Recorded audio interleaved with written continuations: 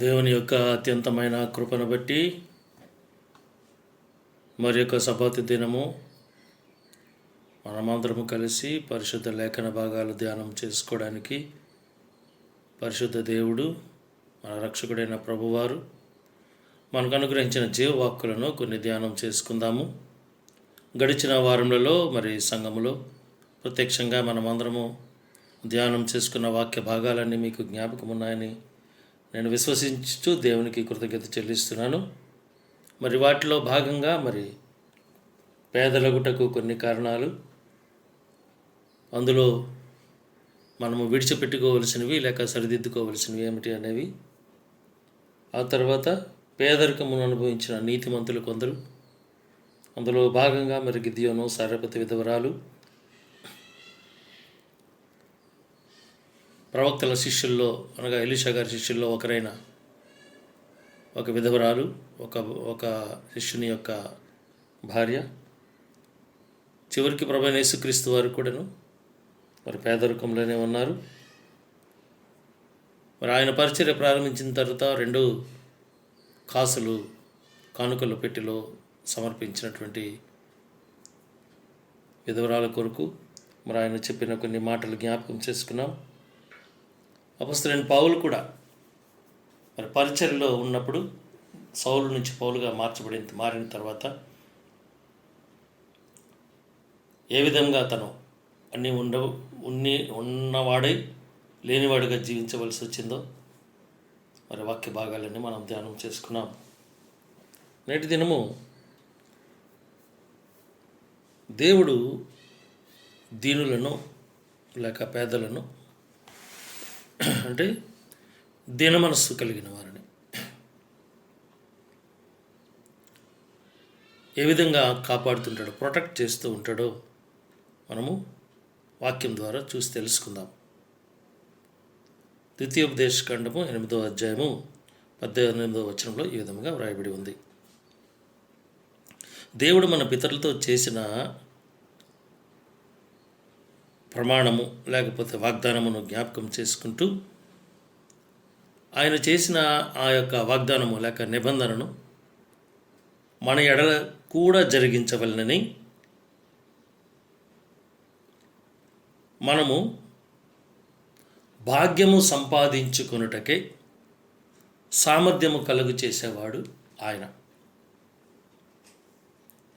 భాగ్యము అంటే wealth, English బైబిల్లో వెల్త్ అని ఉన్నది తర్జుమా కొన్ని బైబిల్స్లో. అంటే వెల్త్ అంటే ఓ కైండ్ ఆఫ్ సంపద, ఒక సర్టెన్ లిమిట్ ఆఫ్ సంపద. భాగ్యము సంపాదించుకున్నటకే సామర్థ్యము కలుగు చేయవాడు ఆయన. డబ్బు సంపాదించినంత మాత్రాన సుఖం అనుభవించలేరు, ధనము సమకూర్చుకున్నంత మాత్రాన దాన్ని అనుభవించలేరు.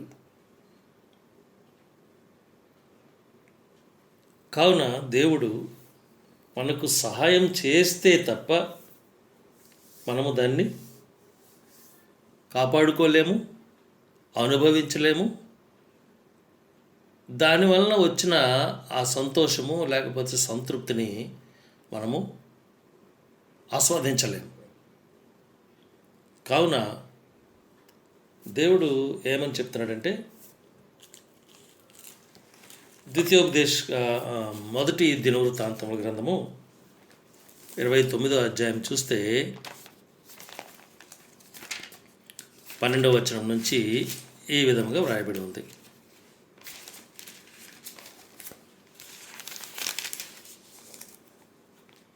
ఐశ్వర్యమును గొప్పతనమును నీ వలన కలుగును, నీవు సమస్తమును ఏలువాడు,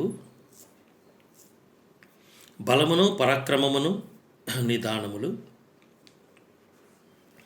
హెచ్చించువాడవును అందరికీ బలము ఇచ్చువాడవును నీవే. చూడండి, ఐశ్వర్యము గొప్పతనము నీ వలన కలుగును, సమస్తమును ఏలువాడవు, బలమును పరాక్రమమును నీ దానములు, హెచ్చించువాడవును అందరికీ బలము ఇచ్చేవాడవు నీవే. ఎన్ని దేవుడు ఇవ్వగలడో మనుషులు ఇవ్వలేనివి దేవుడు ఇవ్వగలడు. మనుషుల వలన, వాళ్ళ సహాయం వలన కొన్ని మనకి దొరకవచ్చు, లేక కలగవచ్చు. కానీ అవి తాత్కాలికం, కొంతకాలం. కానీ దేవుడిచ్చేది ఏదైనా సరే, అంటే మేలు అనేది దేవుడిచ్చాడు అని అంటే అది శాశ్వత కాలం. దేవుడు కూడా ఒక్కోసారి మనకి పరీక్ష పెట్టడానికి కొన్ని చేస్తాడు. అంటే మన మీద దేవునికున్న నమ్మకాన్ని బట్టే ఆ పరీక్షకి దేవుడు మనలను గురి చేస్తూ ఉంటాడు. మనందరికీ బాగా ఎరిగి ఉన్న వ్యక్తి, తూర్పు దేశంలో మిక్కిలి ధనవంతుడట, గొప్పవాడు, మరియు ఆయన చెడుతనమును విసర్జించినవాడు. యోబు గ్రంథం 1వ అధ్యాయం 3వ వచనం చూస్తే ఆయన మిక్కిలి ధనవంతుడు యోబు గారు. ఆయన ఆస్తి అక్కడ లిస్ట్, పట్టిక వ్రాయబడి ఉంది. ఎన్ని పశువులు కలిగి ఉన్నాడు, ఎన్ని ఒంటెలు కలిగి ఉన్నాడు, ఎంత విస్తారమైనటువంటి సంపద కలిగి ఉన్నాడు భూమి మీద. అయితే ఒక ప్రత్యేకమైన సందర్భంలో దేవుడు అవన్నీ అతని దగ్గర నుంచి తీసేసుకున్నాడు. అఫ్కోర్స్ మళ్ళీ తిరిగి ఇచ్చాడు అనుకోండి, కానీ కొంతకాలము ఆయన శ్రమ అనుభవించవలసి వచ్చింది, చాలా ఓర్చుకోవలసి వచ్చింది. అనారోగ్యం అంటే ఎలాంటి అనారోగ్యమో మనందరికీ తెలుసు. అంటే ఆయన ఆస్తిపరుడే, సంపన్నుడే, ఐశ్వర్యవంతుడే, అవన్నీ నీతిగా అతను కలిగి ఉన్నవాడే, ఆయన కుటుంబం యావత్తు దేవునికి లోబడిన వారే. అయితే దేవుడు ఒక ప్రత్యేకమైన పరీక్ష అతనికి పెట్టి అందులో అతడు నెగ్గుతాడని, ఆయనకు దేవునికి నమ్మకము కలిగి ఉండటం చేత ఆ పరీక్షకు అతను గురి చేశాడు. సో మనందరికీ తెలుసు, ఆయన పరీక్షలో నెగ్గాడు, డబుల్ మెషర్ ఆశీర్వాదము దేవుని దగ్గర నుంచి పొందుకున్నాడు. మనకు కూడా ఒక్కోసారి మనము త్రోవ తప్పిపోవటం వలన దేవుడు మనను శిక్షించటానికి మనకు ఇచ్చిన ఆ సంపదో, లేకపోతే సుఖమో, సంతోషమో, సమాధానమో దేవుడు కొంచెం తగ్గిస్తాడు, లేకపోతే కొంత తీసుకుంటాడు. కొంతకాలం మనం వాటిని అనుభవించకుండా చేస్తాడు. అందులో ఇప్పుడు మనం చదువుకున్నాము, ఐశ్వర్యము, గొప్పదనము కానీ, ఐశ్వర్యము కానీ, లేకపోతే బలము కానీ, మరి లేకపోతే మనను అన్ని విధాలుగా ముందుంచిన దేవుడు ఒక్కోసారి మనం వెనక్కి వెళ్ళిపోయి, కనుమరుగైపోయి, అంటే మన యొక్క రికగ్నైజేషన్ లేకపోతే ఐడెంటిఫికేషన్, మన యొక్క గుర్తింపు తగ్గిపోవచ్చు, లేకపోతే కోల్పోవచ్చు. ఒకప్పుడు నీవు సమాజంలో లేకపోతే సంఘంలో ప్రాముఖ్యమైన వ్యక్తిగా ఉండొచ్చు, అది ఇప్పుడు తగ్గిపోయి ఉండొచ్చు, కోల్పోయి ఉండొచ్చు. అందుకు మనలో ఉన్న లోపాల కారణమేమో, మనం సరిదిద్దుకోవడానికి దేవుడు అట్టి విధంగా మరి చేస్తూ ఉంటాడు. అదేవిధంగా మనం సరిదిద్దుకోకపోతే దేవుడు ఒక్కసారి తన నిర్ణయాన్ని బట్టి శాశ్వతంగా తీసే పరిస్థితి కూడా ఏర్పడుతుంది. మరి యోబు విషయంలో ఆ విధంగా జరగలేదు. అందుగురించి దేవుడు చెప్తున్నాడు, దేవుని ఆశీర్వాదము ఎటువంటిదట. ప్రసంగి గ్రంథము 5వ అధ్యాయము 19వ వచనంలో ఈ విధంగా వ్రాయబడి ఉంది. దేవుని ఆశీర్వాదము ఎలాంటి గొప్పదో, ఎంత గొప్పదో, ఎంత మనకి అది ఇంతేనా, సింపుల్, ఇది అందరూ చేస్తున్నారు, ఇది అందరికీ జరుగుతుంది అని మనం అనుకుంటాం.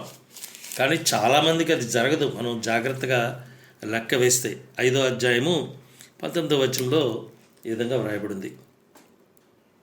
మరియు దేవుడు ఒక్కనికి ధనధాన్య సమృద్ధి ఇచ్చి దాని యందు తన భాగము అనుభవించుటకును, అన్నపానములు పుచ్చుకున్నటకును, తన కష్టార్జితమందు సంతోషించుటకును వీలు కలుగు చేసిన ఎడల అతనికి ఆ స్థితి దేవుని ఆశీర్వాదము వలన కలిగినదనుకొనవలెను.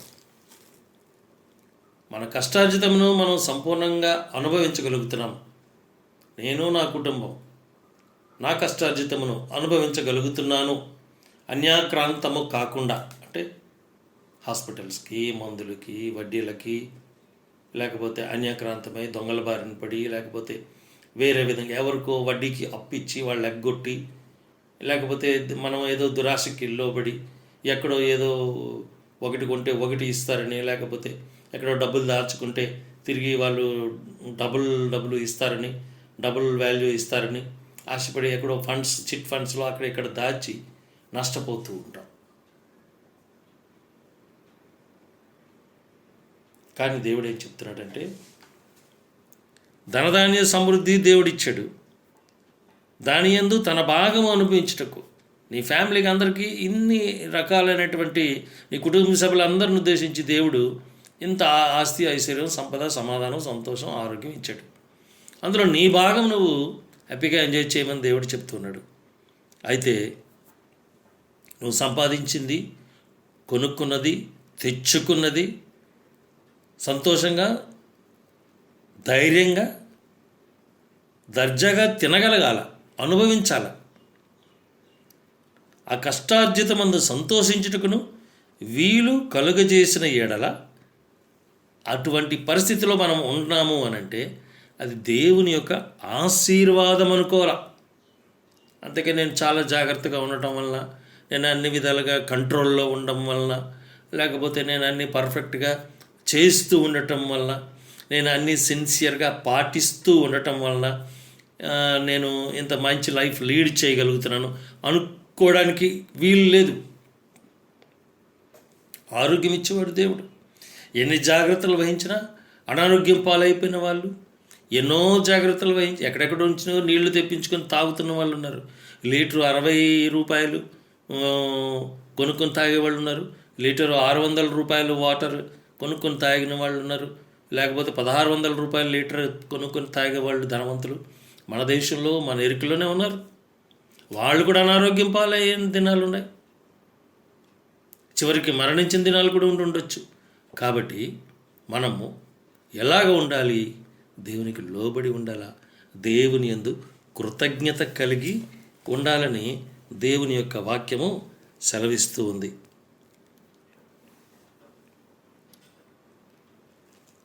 ప్రియమైనటువంటి సంగమా, ఆ విధంగా శాశ్వతమైనటువంటి దీవెన, శాశ్వతమైనటువంటి ఆశీర్వాదము దేవుని దగ్గర నుంచి పొందుకున్న ధనవంతులు మనకు బాగా తెలుసు. పరిశుద్ధ బైబిల్ గ్రంథంలో నుంచి శాశ్వతంగా ధనవంతులుగా ఉన్నవారు ఉన్నారు, మనకు తెలుసు. వాళ్ళ బిడ్డల తరాల వరకు, బిడ్డల తరాల వరకు విపరీతమైన ఆస్తి, సంపద, సిరి కలిగి ఉన్నవారు ఉన్నారు.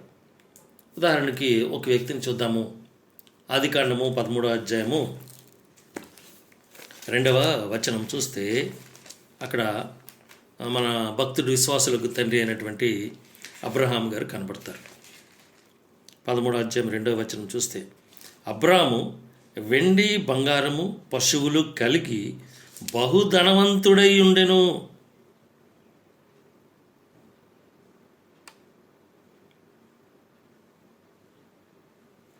బహుధనవంతుడై ఉన్నాడు. ఎలాగుంది? అబ్రాము వెండి బంగారము పశువులు కలిగి బహుధనవంతుడై ఉండెను. బహుధనవంతుడు, మామూలు ధనవంతుడు కాదు. అబ్రహాము యొక్క జీవితాన్ని మనం జాగ్రత్తగా చూస్తే, అబ్రహాము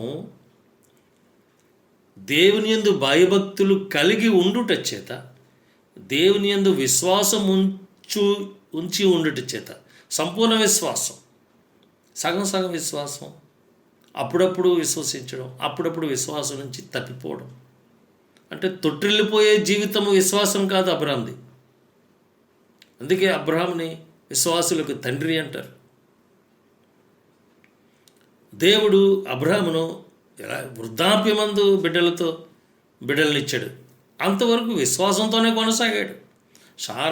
సారా కొంచెం ఏమైనా అయిందేమో కానీ, బలహీనపడిందేమో కానీ, లేకపోతే ఆమె విశ్వాసం కొంచెమైనా తగ్గిందేమో కానీ, అబ్రహాం మాత్రం 100% విశ్వాసం కలిగి ఉన్నాడు.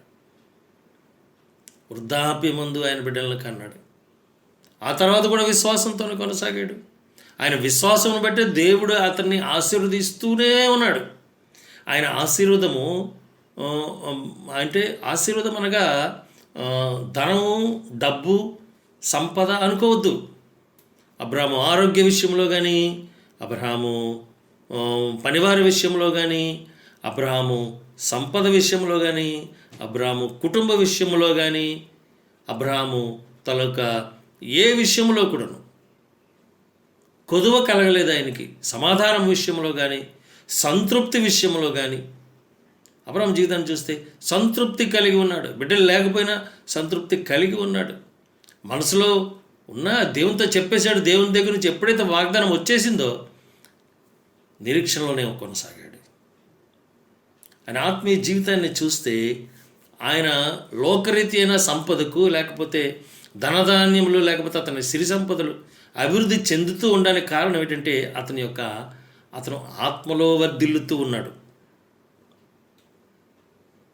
అందుకే యోహాను పత్రికలో మనం చదువుకుంటూ ఉంటాం, ప్రియుడా నీ ఆత్మ వర్ధిల్లుచున్న ప్రకారం, నీ ఆత్మ ఏ విధంగా దేవునిలో బలపడుతూ ఉంటుందో, దేవునికి లోబడి ఉంటుందో, దేవునికి విధేయత కలిగి ఉంటుందో, అలాగే లోక విషయాలు యందు కూడా నీవు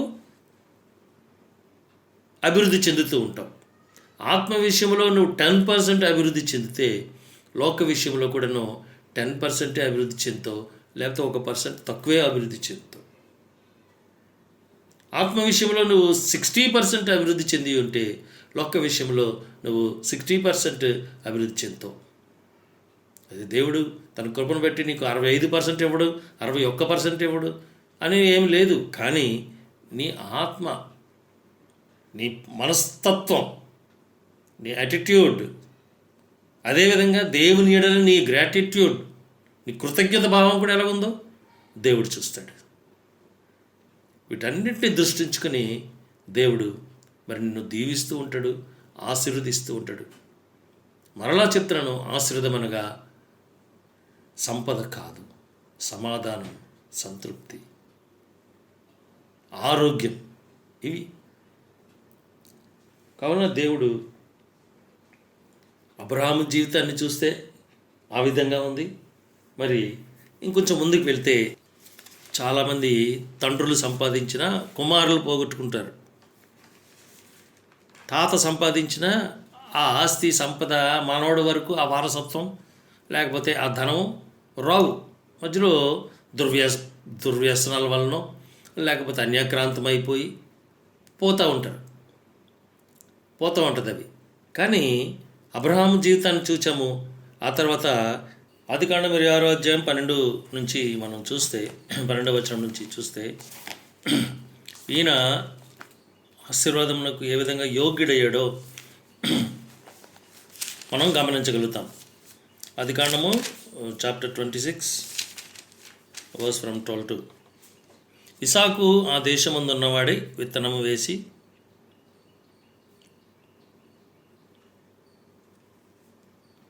ఆ సంవత్సరము 100 ఫలము పొందెను. యెహోవా అతనిని ఆశీర్వదించిన గనుక ఆ మనుష్యుడు గొప్పవాడాయను. అతడు మిక్కిలి గొప్పవాడగు వరకు క్రమముగా అభివృద్ధి పొందుచు వచ్చాను. మూల కారణం ఏంటంటే 12వ వచనంలో చివరి భాగంలో చూస్తే యెహోవా అతనిని ఆశీర్వదించను గనుక. మనందరం జ్ఞాపకం పెట్టుకోవాల్సింది ఏంటంటే దేవుడు మనల్ని ఆశీర్వదించాల. నరుల కష్టార్జితము చేత ఐశ్వర్యము అధికము కాదు, కానీ యెహోవా ఆశీర్వదించడం వలన మరి మనకు ఐశ్వర్యం దొరకవచ్చు. దేవుని దీవెన కావాలా, ఆశీర్వాదం కావాలా. కాబట్టి ప్రభువారు చెప్తూ ఉన్నారు, ఎలాగ ఆశీర్వదించాడట? మిక్కిలి గొప్పవాడగు వరకు స్టెప్ బై స్టెప్ క్రమక్రమముగా అభివృద్ధి పొందొచ్చు వచ్చాను. ప్రస్తుత రోజుల్లో సంఘంలో కొంతమందిని చూచినప్పుడు, సమాజంలో కొంతమందిని చూసినప్పుడు తొందరగా ధనవంతులు అయిపోవాలనుకుంటారు, తొందరగా డబ్బున్న వాళ్ళు అయిపోవాలనుకుంటారు, తొందరగా ఆస్తి ఐశ్వర్యం అన్నీ సమకూర్చేసుకోవాలనుకుంటారు, తొందరగా లగ్జరీ లైఫ్లోకి వెళ్ళిపోవాలనుకుంటారు, తొందరగా వాళ్ళ దగ్గర ఇవి ఉన్నాయి, అవి ఉన్నాయి, వస్తువులు, వాహనాలు ఉన్నాయి, పరికరాలు ఉన్నాయి, పెద్ద ఇల్లు ఉంది, వాకిలు ఉంది, మనం కూడా అవన్నీ సమకూర్చేసుకోవాలి తొందరగా అనుకుంటారు. అనుకుని లేనిపోని అప్పులకి, ఆర్భాటాలకి, డాబులకి, ఇన్స్టాల్మెంట్లకి, ఈఎంఐలకి, తాహతకి మించి ఆదాయానికి మించిన ఖర్చులకి, ఆదాయానికి మించినటువంటి ఇన్స్టాల్మెంట్లకి వెళ్ళిపోతారు. లెక్క చూసుకోరు. ఆదాయం ఎంత, ఖర్చు ఎంత, మిగిలెంత, నేనెంత, నా కుటుంబం జీవించాలా, సమృద్ధిగా తినాలా, నేను ఖర్చులు తగులుతాయి, ఈ ఆలోచన ఏమీ ఉండదు. కానీ దేవుడు అవన్నీ ఆశీర్వదించి అవన్నీ చూచి లెక్కగట్టి క్రమక్రమంగా ఇస్తూ ఉంటాడు. ఎందుకంటే ఎట్ ఎ టైం పెద్దోళ్ళు అయిపోతే మనం దేవుడిని మర్చిపోతాము, మనుషుల్ని కూడా మర్చిపోతాం, వ్యసనాలకి గురైపోతాం. అందుగురించి క్రమక్రమముగా అభివృద్ధి పొందించు వచ్చాను. దేవుడు ఆ విధంగా ఇస్తాడు. ఎవరైనా ఎట్ ఎ టైం రాత్రి పెద్దోడు అయిపోయాడంటే దాని వెనకలేదు పెద్ద ఇతర బలమైన లోకరీతైన కారణాలు ఉంటే ఉండొచ్చు. కానీ దేవుడిచ్చేది మట్టుగా శాశ్వతమైనది. ఆయన ప్రేమలాగా శాశ్వతమైనదో ఆయన ఇచ్చేది కూడా శాశ్వతంగా ఇస్తాడు, క్రమక్రమముగా ఇస్తాడు. క్రమక్రమముగా ఇస్సాకు అభివృద్ధి పొందొచ్చు వచ్చను. అతనికి గొర్రెల ఆస్తియు, గొడ్ల ఆస్తియు అవన్నీ కూడా ఇక్కడ రాయబడి ఉన్నాయి. రాయబడి అవన్నీ ఏ విధంగా అభివృద్ధి చెందాయో మనం చూస్తాం. ఇంకా చూస్తే అతని ఆస్తిని చూస్తే అన్యులైన వారు ఫిలిస్తీన్లు అతని అసూయ చెందారట. గొప్ప సమూహంను కలిగినందున ఫిలిస్తీన్లు అతని యందు అసూయపడిరి. ఫిలిస్తీన్లు ఏంటి? నీ తోటి విశ్వాసులే అసూయపడే దినాల్లో ఉన్నాం, తోటి క్రైస్తవులే అసూయపడే దినాలలో ఉన్నాం, ఈ పొరుగువారు అసూయపడే పరిస్థితుల్లో మనం ఉంటూ ఉన్నాం. అసూయతో ఏడ్ చేశారట. ఇతని తండ్రి అబ్రహాం గారు తవ్విన బావులన్నింటినీ మూసివేశారట.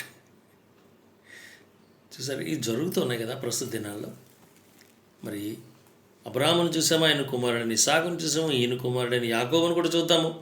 ఆయన ఏ విధంగా అభివృద్ధి చెందాడో, ఆశీర్వదించబడ్డాడో చూద్దాము. దానికి ముందుగా ఒకసారి 26వ అధ్యాయంలో కూడా చూద్దాం. 26వ అధ్యాయం 13వ వచనంలో ఏమని, అతను మిక్కిలి గొప్పవాడ వరకు అభివృద్ధి చెందుతూ వచ్చాడు. సరే, 30వ అధ్యాయం 43వ వచనం.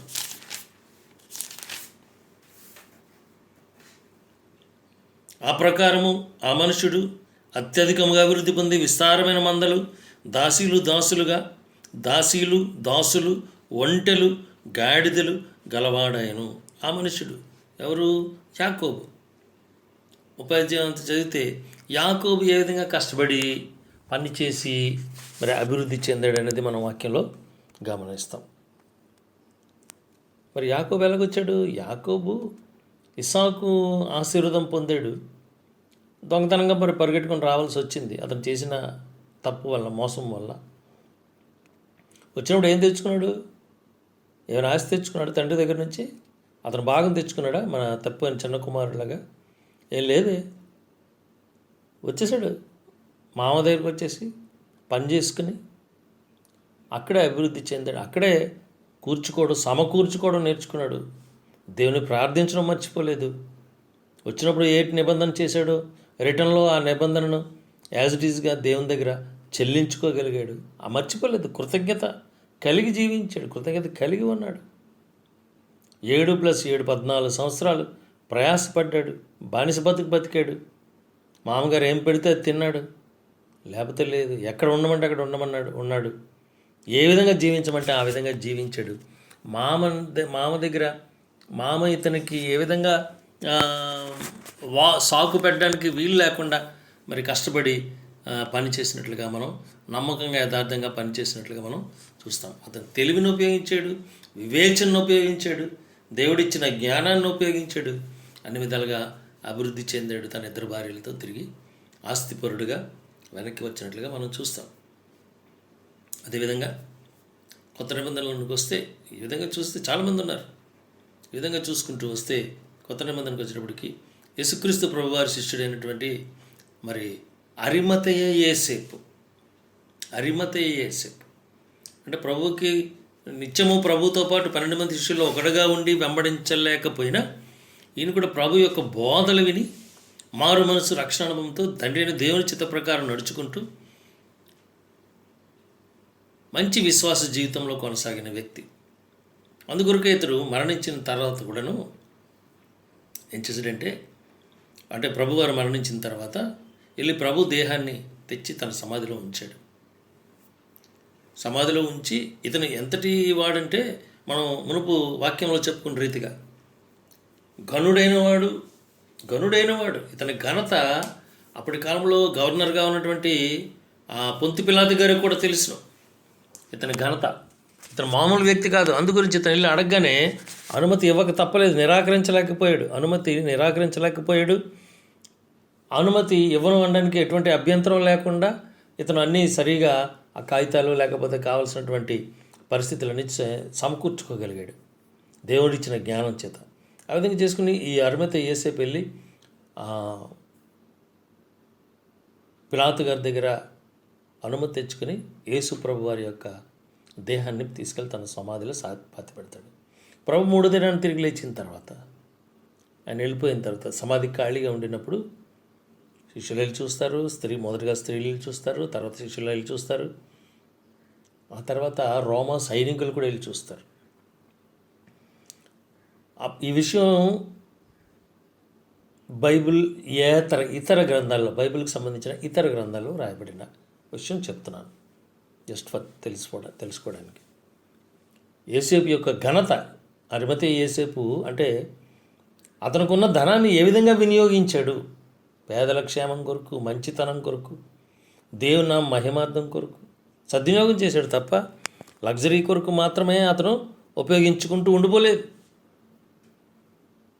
ఏం చేశాడు, వెళ్ళి ఆ ప్రభువారి మృతదేహం ఏమైంది, దాచారా, ఆ గుహలోనే ఇంకో దగ్గర దాచారా, లేకపోతే ఏం చేశారు అని మళ్ళా వెతకడానికి సైనికులు వస్తే శాస్త్రులు పరిశీలు వీళ్ళ అనుమతితో వీళ్ళ పంపించుట చేత కొంతమంది సైనికులు వచ్చి వెతికినప్పుడు పిలాతు పంపించినప్పుడు వెళ్ళి పిలాతుతోని వాదనకు దిగుతాడు.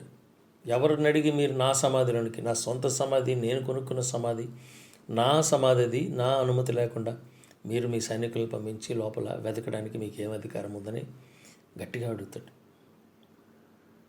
అదేవిధంగా ప్రభు దగ్గర శిష్యులుగా 12 మందిలో ఒకరు అయినటువంటి బర్నబాస్ కూడాను ఎట్ చేస్తాడంటే అపొస్తలుల కార్యం గ్రంథంలో తెలియపరిచిన విధంగా అప్పుడు కాలపు క్రైస్తవులందరూ తమకున్నదంతా కూడాను పంచిపెట్టుకొని అక్కరకున్న వారికి వారి అక్కర్లు తీర్చే నిమిత్తం, అవసరాలు ఉన్నవారు వారి అవసరాలు తీర్చే నిమిత్తము వారికి ఉన్న ఆస్తి అంతటిని పంచేశారు.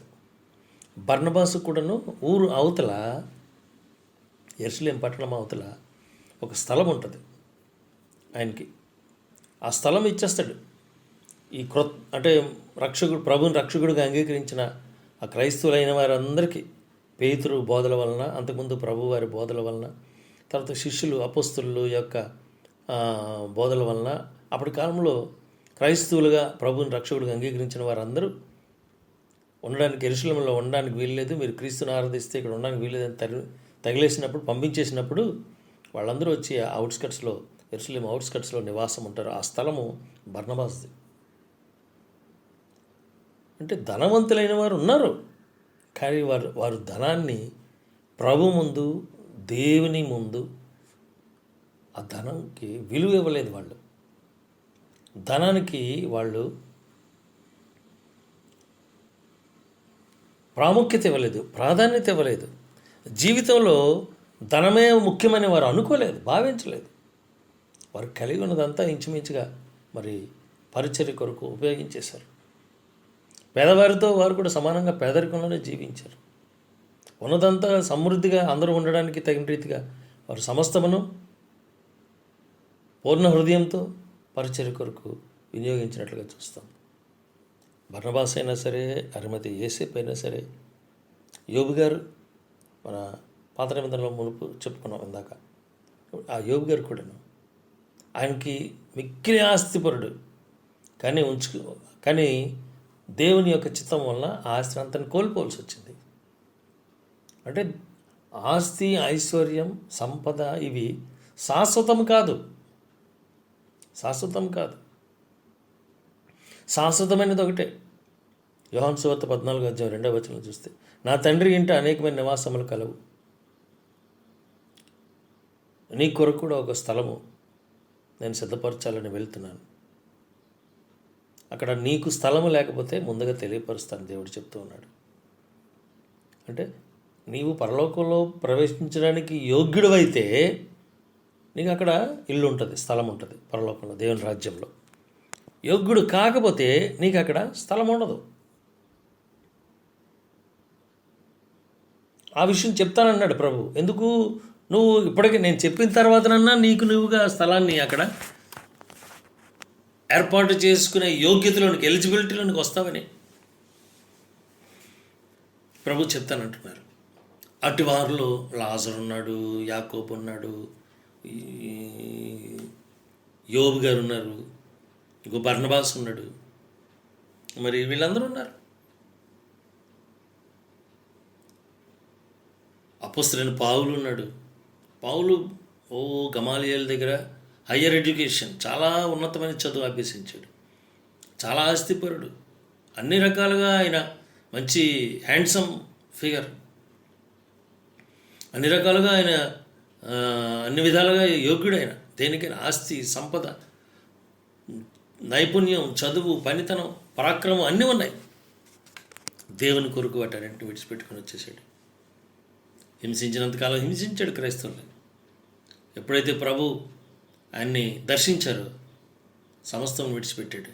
ఉన్న క్రోధం, కోపం, ఆ తప్పుడు విధానం అన్నీ వదులుకున్నాడు. ఆస్తి, ఐశ్వర్యం అన్నీ వదులుకుని దేవుని పరిచయం మొదలుపెట్టాడు. చివరి వరకు చేస్తూనే ఉన్నాడు. అతను మిగిలిన ఆస్తిపరుడే. భూమి మీద ధనం సంపాదించుకోవడానికి చాలామంది ఈ రోజుల్లో వెంపర్లాడుతూ ఉంటారు. కానీ ఎప్పుడు ఎవరికి ఏ విధంగా ప్రభు పిలుపు వస్తుందో మనకు తెలియదు. ఏ రూపంలో వస్తుందో, ఏ రోజు వస్తుందో, ఏ గంటలో వస్తుందో మనకు తెలియదు. మనం సిద్ధపడి ఉండాలి. సిద్ధపడి ఉన్నప్పుడు దేవుని రాజ్యంలోకి మనం ప్రవేశించగలుగుతాం. అందుకే 23వ కీర్తన ఉత్తర ప్రత్యుత్తరాలుగా చదువుకున్నాం. కానీ మరి సమయం లేకపోవడం చేత ఆ దినము ఆ విషయము ధ్యానం చేయలేకపోయాం. కానీ దేవుడు ఎలాగా ఆశీర్వదిస్తాడట? నీ గిన్నె నిండి పొర్లినట్టుగా ఆశీర్వదిస్తాడు. నీ గిన్నె నిండి పొర్లినట్లుగా దేవుడు ఆశీర్వాదం ఉంటుంది. కొదువు చేయడు, లేమి చేయడు. అయితే ఒకటి, దేవుని విషయంలో నీవు కూడా దేవుని బాధించేవాడుగాను, దేవుని నెప్పించేవాడుగాను ఉండకూడదు. యోహాను 3వ పత్రికలో రాయబడి ఉంటుంది కదా, ప్రియుడా నీ ఆత్మ వర్ధిల్లుచున్న ప్రకారము నీ అన్ని విషయంలో సౌకర్యముగా ఉండాలని ఎంతగానో కోరుచున్నా.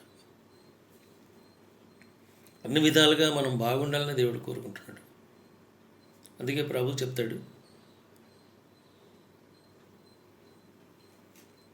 నాకు ఇష్టలేని మనుషులకు భూమి మీద సమాధానం. సర్వోన్నతమైన స్థలంలో దేవునికి మహిమయు, ఆయనకి ఇష్టలేని మనుషులకు భూమి మీద సమాధానం. సమాధానం ఈజ్ ఈక్వల్ టు ఆశీర్వాదం. ఒక మనిషి, ఇదిగో ఇప్పుడు ప్రసంగిలో మనం చదువుకున్నట్లుగా 5వ అధ్యాయం మనం చదువుకున్నట్లుగా 9వ వచనంలో మనం చదువుకున్నాం, 19వ వచనంలో 5:19లో చదువుకున్నట్లుగా దేవుని ఆశీర్వాదం ఎలా ఉంటుంది? ఒకటి, తన కష్టార్జితం అనుభవించటే ఆశీర్వాదం. అది మర్చిపోకూడదు. అది చాలు. దాంతో మనం తృప్తి చెందితే దేవుడు ఎటువంటి ఆశీర్వాదం ఇస్తాడంటే, గిన్నె నిండిపోయి పొర్లిపోయినంత ఆశీర్వాదం దేవుడు ఇస్తాడు. అది మనం గమనించాలి. అది గమనించుకొని దేవునికి లోబడి ఉండాలి. దేవుని సంతోషపెట్టేవారుగా ఉండాలి. మన యజమానుని మనము సంతోషపెట్టేవారుగా ఉండాలి. మన తండ్రిని మనము అనుకరించేవారేముగా ఉండాలి. మనం ఆచరించడం అంటే గైకొనాలి. ఆయన ఆజ్ఞలను గైకొనగలిగేవారుగా ఉండాలి. ప్రతి విషయంలో దేవునికి కృతజ్ఞత చెల్లిస్తూ ఉండాలి. ఆయన చేసిన మేలులో ఏది మర్చిపోయే విధంగా మనము ఉండకూడదని దేవుని యొక్క వాక్యము సెలవిస్తూ ఉంది. మరి వీళ్ళందరూ వర్ధిల్లారు అని అంటే వారు ఆ విధంగా దేవుని సంతోషపెట్టగలిగారు. దేవుడు చేసిన మేళ్ళను మర్చిపోలేదు, జ్ఞాపకం చేసుకుని మరి దేవుని స్తుతిస్తూనే ఉన్నారు, దేవుని స్తుతిస్తూనే ఉన్నారు. 63వ కీర్తన ఒకసారి చూద్దాము. 63వ కీర్తనలో మనం చూసినప్పుడు 4వ వచనంలో, నా మంచం మీద నిన్ను జ్ఞాపకం చేసుకుని రాత్రుజాములు యందు నిన్ను ధ్యానించినప్పుడు కొవ్వు మెదడు నాకు దొరికినట్లుగా నా ప్రాణము తృప్తి పొందుచున్నది. ఉత్సహించి పెదవులతో నా నోరు నిన్ను గూర్చి గానము చేయుచున్నది. ఎలాగట? మంచం మీద పండుకొని నిన్ను జ్ఞాపకం చేసుకుని రాత్రి జాములు యందు నిన్ను ధ్యానించినప్పుడు దేవుని స్తుతించడం ఎలా ఉండాలా? కొవ్వు మెదడు దొరికినట్లుగా ఉండాలి. దేవుని స్తుతించడం అనేది ఎంతో తృప్తినిస్తుంది. నీకు, నీ ఆత్మకు తృప్తినిస్తుంది. దేవుడు చేసిన మేళ్ళన్నింటినీ జ్ఞాపకం ఉంచుకుంటూ ఆయన్ని ఘనపరచడం అనేది నీ ఆత్మకు తృప్తిని, నీ ఆత్మకు ఆహ్లాదాన్ని, నీ శరీరానికి ఆరోగ్యాన్ని ఇస్తుంది.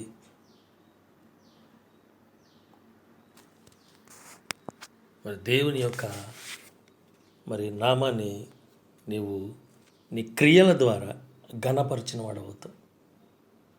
నీ యొక్క పనుల ద్వారా, చేతల ద్వారా మహిమపరచగలిగిన వాడు అవుతావు. ఆ విషయాన్ని నీవు మర్చిపోకూడదు. ఆ విధంగా జీవించిన వాళ్ళు ఉన్నారు. మనకి దానియేలు జీవితాన్ని చూచిన వారు, దానియేలు స్నేహితులు షడ్రక మేషక అబేద్నెగోలను చూచిన వారు బందీలుగా వచ్చారు. ఇంచుమించు చెరసాల జీవితం. అటువంటి స్థితి నుంచి దేవుడు వారు కడు పేదరికం, బానిసలుగా ఉంచడానికి తీసుకుని రాబడ్డారు. ఆ స్థితి నుంచి వారు ఉన్నతమైన స్థానం, దేశానికి అధినేతలుగా, రాజు తర్వాత ఉన్నతమైన అధికారులుగా వారు ఆశీర్వదించబడ్డారు. దేవుని ఆజ్ఞలను ఉల్లంఘించలేదు, పరిస్థితుల ప్రభావానికి లోబడిపోలేదు, ప్రాణం మీదకి వచ్చినప్పుడు తొట్టిల్లిపోలేదు, భయపడిపోలేదు. ఇప్పుడు మనం అందరం దేవాలయాలు మూసేస్తున్నామంటే ప్రాణం మీదకి వస్తుందని భయం, ప్రాణం మీదకి వచ్చేస్తుందని భయం, అందుకొరకు మూసేస్తున్నాం. మరి దానియేలు, యోసేపు జీవితాన్ని చూస్తే అతను ఆస్తిపరుడే, కానీ ఎలాగ ఇంట్లోంచి బయటకు వచ్చాడు? ఆ గొయ్యితవ్వేంద్ర పడేశారు అన్నదమ్ములు. అందులో నుంచి అతన్ని పైకి తీసుకుని వస్తే ఆ ఫరో ఇంట్లో పనివాడుగా ఉండి, అక్కడ నుంచి చెరసాలకు వెళ్ళి చెరసాల జీవితం అనుభవించి అక్కడ దేవుని నామానికి మహిమార్థంగా జీవించడం చేత చెరసాల అధికారి ఇతన్ని నమ్మి ఇతనికన్నీ అప్పగించేసే స్థితి. దేవుడు అంతగా అతనికి జ్ఞానం ఇచ్చాడు. దేవుని యందు యోసేపు అతను అంతగా భయభక్తులు కలిగి ఉన్నాడు.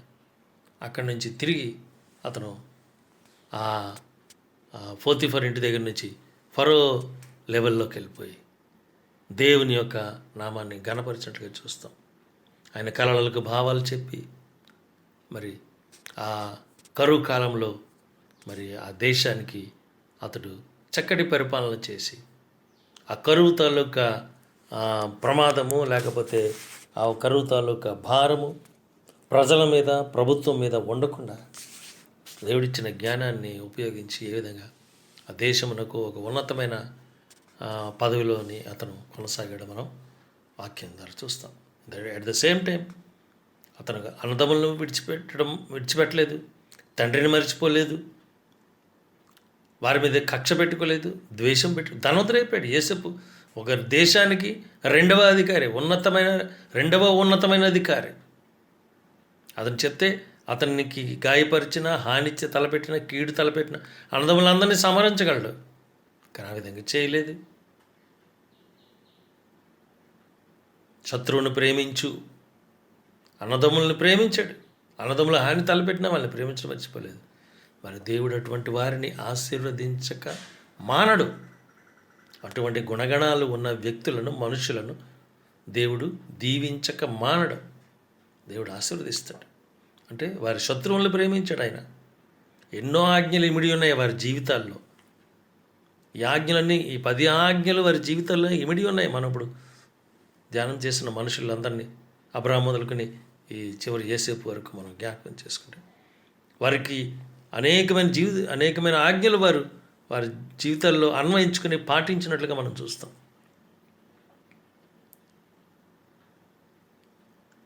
పేతురు శారీరకంగా లోకరీతిగా పేదవాడే, కానీ ఆత్మలో అత్యంత ధనికుడు.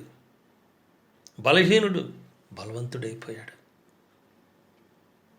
ఆయన ముట్టుకుంటే స్వస్థతలు, ఆయన ముట్టుకుంటే మరణించిన వారిని లేపగలిగిన సామర్థ్యము, ఆ శక్తి దేవుడు ఆయనకి ఇచ్చాడు. సరే, ప్రభువారు రాజులకు రాజు, king of kings. We're worshipping king of kings. So మనకి లేమి, లోటు, కొరత ఇవ్వడానికి దేవుడు ఇష్టపడ్డాడు. మన చేతిని ఎప్పుడు పైనే ఉంచడానికి దేవుడు ఇష్టపడతాడు. మనం యేసుక్రీస్తు ప్రభువుని వెంబడించిన ఎడల, ఆయన ఆజ్ఞలను మర్చిపోకుండా పాటించిన ఎడల, ఆయన ఇచ్చిన రక్షణలో స్థిరంగా ఉండిన ఎడల, ఆ రక్షణను మనం అంతం వరకు కాపాడుకొనగలిగిన ఎడల మేలు, దీవెన, ఆశీర్వాదము, సమాధానము పొందక మానవు. ఎందుకంటే నిన్ను అటువంటి యోగ్యతలోనికి దేవుడు నిన్ను నడిపిస్తాడు, దీవిస్తాడు, ఆశీర్వదిస్తాడు, కాపాడుతాడు. దేవుడు ఈ మాటలను మన హృదయాల్లో ఫలింపచేసి మన జీవితాలలో వెలుగుతో నింపి అంతం వరకు కాపాడునుగాక. ఆమేన్.